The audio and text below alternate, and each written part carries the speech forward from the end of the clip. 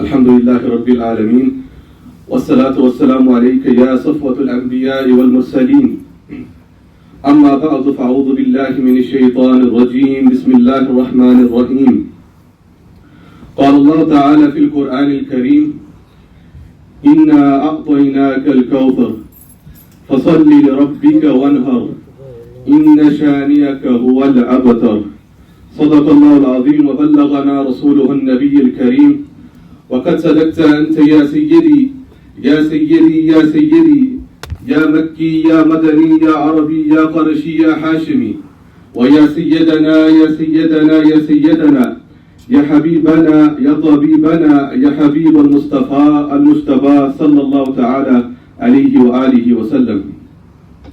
Respected elders and brothers in Islam, Assalamu alaikum wa rahmatullahi wa barakatuh. Alhamdulillah, we have gathered on this auspicious occasion of Eid al-Adha. We are very fortunate that we are experiencing this time. Alhamdulillah, I am blessed to experience this with you. And just to let you know, this is my first ever Eid Salah that I am leading. And I'm very fortunate to be leading this in this beautiful masjid. The ayah that I recited before you, or the surah that I recited, Surah Al-Kawthar. Now this surah, I'm going to be giving a short tafsir of this surah. How this surah is all about success. That as Muslims we need to know the principles of success. I mean, what are the criteria and conditions in order to be successful in life?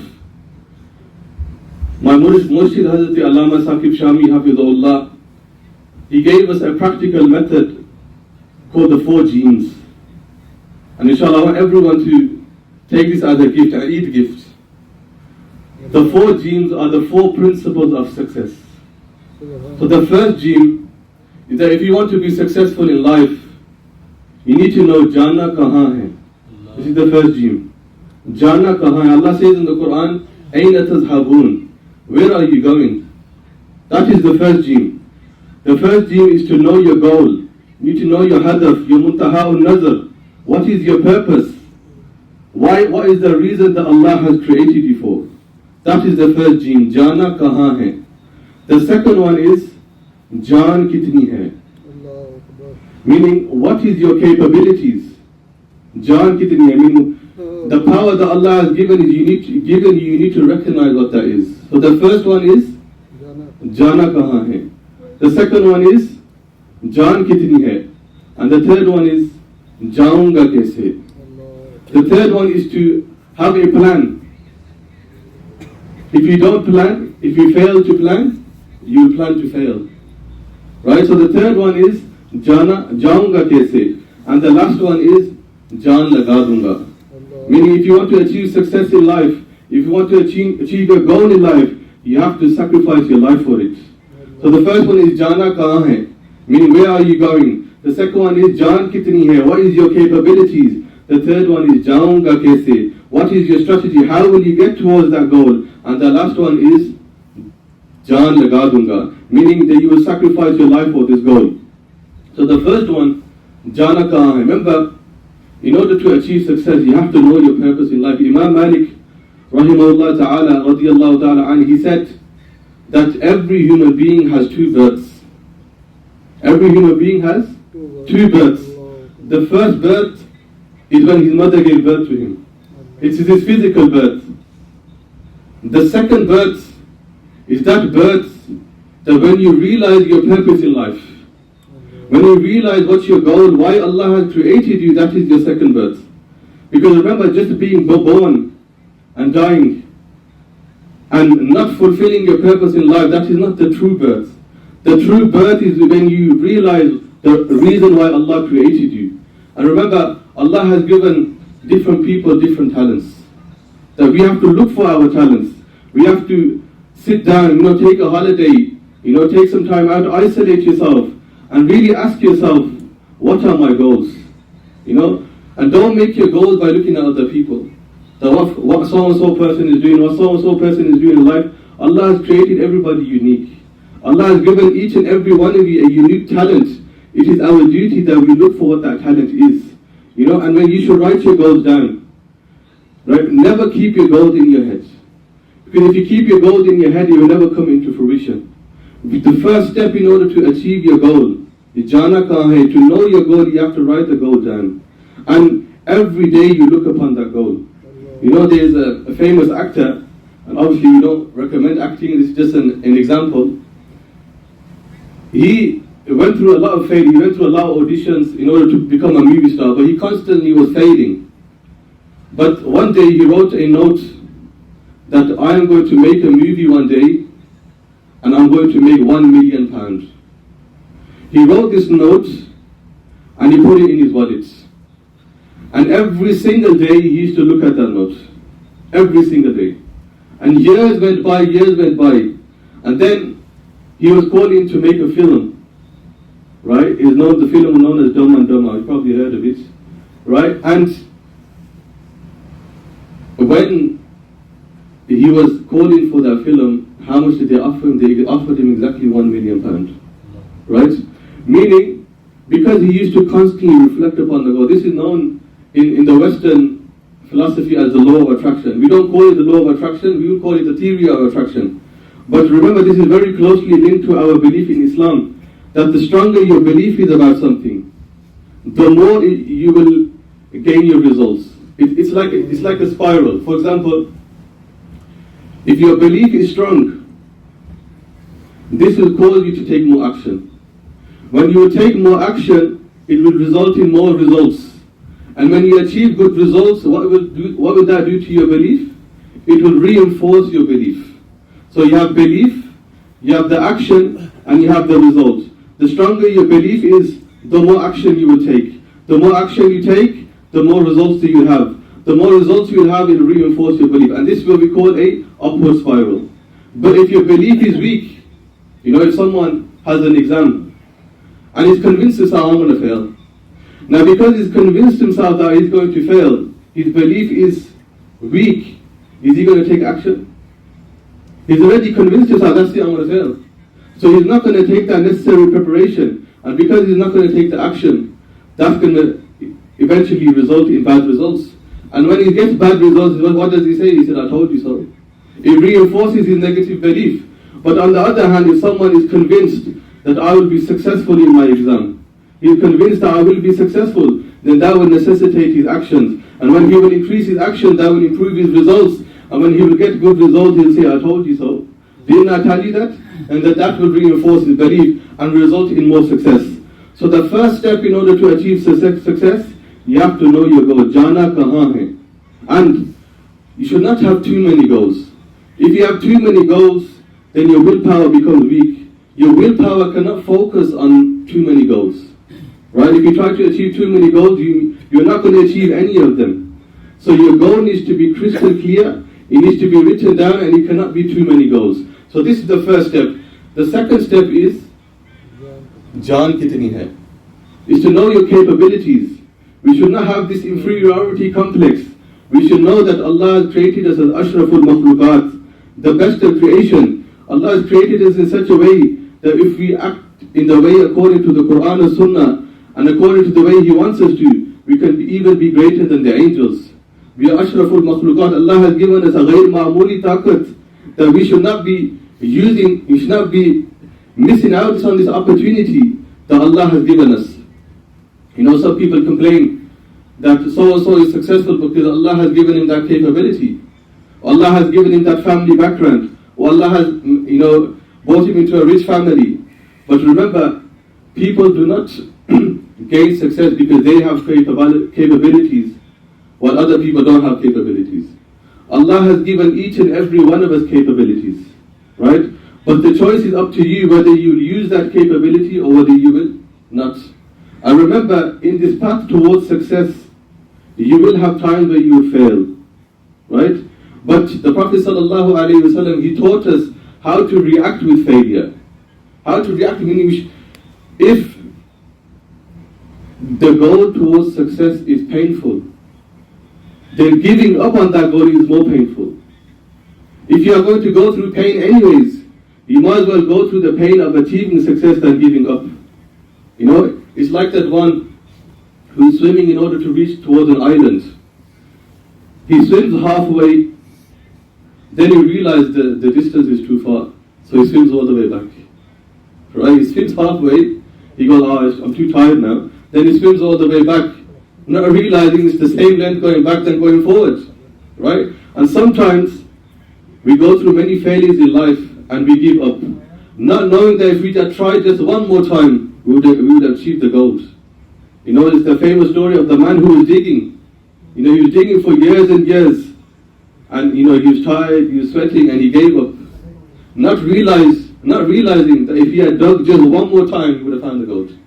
You don't know how many times you need to dig, how many times you need to fail and get back up in order to achieve success. That we should never give up. That is the ultimate goal. We need to realize that Allah has given us that capability, and we need to put that in front of us and say we are going to achieve that. There is a famous non-Muslim, her name was Judy Mazuski. She wrote the book called Locked In. And it's a very interesting story of how she wrote this book. Judy Mazuski, she was a non-Muslim. At the age of 19, she wanted to be a big celebrity. She wanted to be extremely famous. But at the age of 19, she became paralyzed. She became paralyzed from her whole body. The only thing that was working was her brain and her eyes. That's the only thing that she could move was her eyes. Now you may think that how did she write this book? The book was called Locked In, right? She wrote this book just using her eyes. So she used to get her family members, and she used to make her family members put letters in front of her.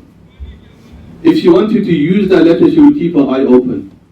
If she wanted to go to the next letter, she would close her eyes, right? And just with blinking, letters became words, words became sentences, sentences became paragraphs, paragraphs became chapters, and chapters became a whole book. And that book became a bestseller, and she became world famous. And she wrote a very interesting line in the cover of her book. She said, look at me, all I had was my eyes. And she writes on there that focus on what you have in life. Focus, if there's anything that you take from this Eid today, is to take this line. Remember this line, that focus on what you have in life and do not complain about what you don't. Focus on what you have in life and do not complain about what you don't have, then you will be successful in life. Meaning she's telling you that you have your eyes, you have your legs, you have everything. I only had my eyes, but I utilized it. I focused on what I had and I achieved my goal. In the same way, you know, Allah has given us everything. And by the way, she was non-Muslim. She did not have Allah and His Rasul. We are, as Muslims, we have Allah and Rasul. We have the karam of Allah. We have the Adha of Rasulullah sallallahu alayhi wa sallam. We have the dua of the awliya Allah behind us. If we cannot achieve success, then we are completely missing out on our life. Right? So again, what was the line? Focus on what you have, not on what you don't. You will be successful in life. And this was the philosophy of Surah Al-Kawthar. You know, the sabab al-nuzul of Surah Kawthar, Inna a'tainaka al-Kawthar. The Prophet sallallahu alayhi wa sallam, son Ibrahim passed away. And this was his last son. And the mushrikeen, Abu Jahl and Abu Lahab, they were making a mockery of Rasulullah sallallahu alayhi wa sallam. And they were saying that the Messenger sallallahu alayhi wa sallam, the family line of the Messenger sallallahu alayhi wa sallam has been cut off. He has become Abdul, astaghfirullah al-azim. And this used to hurt the Messenger sallallahu alayhi wa sallam. Now, when this surah was revealed, Allah did, even though this surah was revealed at that time, when Ibrahim, the son of the Prophet sallallahu alayhi wa sallam, passed away, even though it was revealed at that time, Allah in the whole surah did not mention the passing away of his son.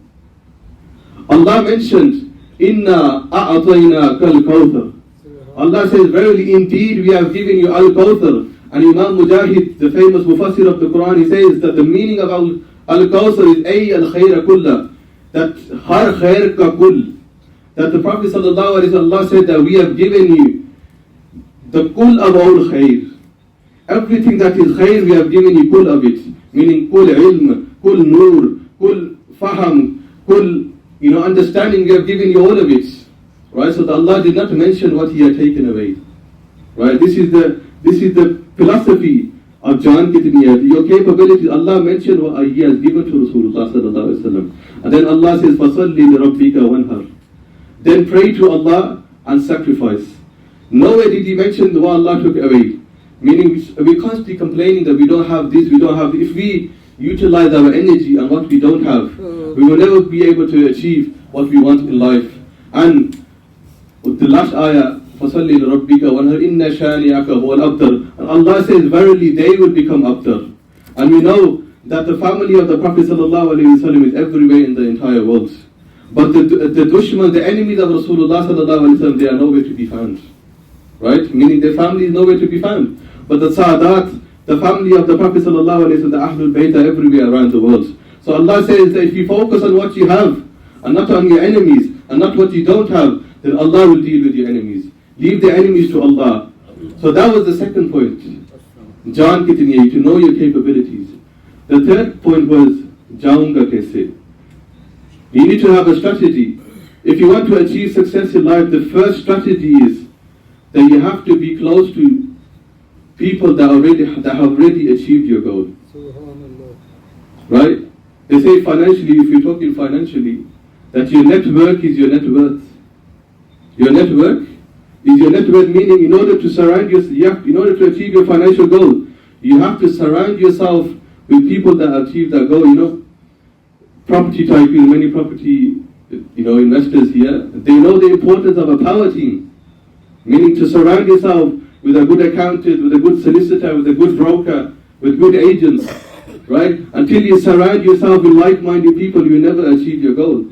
In the same way, spiritually, in order to achieve the nearness of Allah, you also need to have a power team. You need to surround yourself with the people of Allah. Do not think that you'll be able to achieve the nearness of Allah by still hanging around with negative people. This is the first step. In order of knowing your strategies, you have to stay away from negative people. Because these people who are telling you that ye teri bas ki baat nahi, tu ye nahi kar sakta, you cannot do this. These people will, hinder you from your success in life. And you have to adopt this nature of positivity and staying away from negative people. There's a story of two boys. One boy was 6-year-old and one was a 10-year-old. They went out to play in the fields. And the 10-year-old boy, he accidentally fell inside a well. He fell inside a well. Now, the 6-year-old, they had a lot of love between each other. The 6-year-old, he threw a bucket and a rope down. And he told the 10-year-old boy to stand in the bucket. And he pulled the 10-year-old boy out. A 6-year-old boy meaning a 6-year-old boy can't even take out water, never mind a 10-year-old boy. So he took the 10-year-old boy out. Now these, two friends, they were talking with each other and they said, now we're going to go home, our parents are going to get very angry. Look what have you done. So they said, but don't worry, let's just go. So they went home and they told their parents that, this 10-year-old boy, he fell down, and then the 6-year-old boy says, I took him out with a bucket. And they were worried that their parents are going to get angry with them. But the parents found it so unbelievable that a 6-year-old boy can take a 10-year-old boy out, that they didn't even believe them. Right? They didn't get angry with them. Right? And then there was an old man, a wise old man. He said, no, it's possible. It's possible for that 6-year-old boy to take that 10-year-old boy out. And he asked that boy a question, that when you were pulling him out, was there anybody around you? He said, no, there's nobody around me. I said, this is the reason why you took him out. Because there was no one to tell you that you could not do it. Because there was no one to tell you that you cannot do it, you were able to do it. And he, being 6-year-old, because he is, nadan himself, even he thinks that that he can do it. I mean, he doesn't have the aql and shu'ur yet to think that, I can't do it. So even sometimes, we put ourselves down. We have this negative self-talk, right? So because this boy, he knew that he could do it and there's no one to tell him that he could not do it, he was able to achieve it, right? And there was once a group of people, they were running away from some enemies. And they had come across a huge wall. And in order to escape from the enemies, they had to climb this wall. So as they were climbing this wall, there was a really tall wall. They would try to climb it. But every time somebody climbed, the one who almost reached the top, he would tell the people behind him, look, you can't do it.